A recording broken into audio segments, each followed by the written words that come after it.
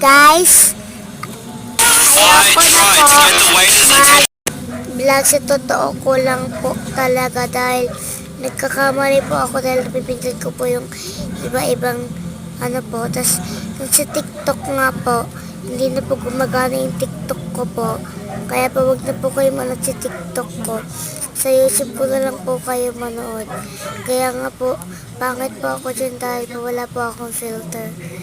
Kapag nasa TikTok po ako, so, kapag nasa TikTok po ako may filter po ako, maganda po ako dun. Kaya, YouTube na lang po tayo talaga. Di na po talaga tayo makapag-TikTok.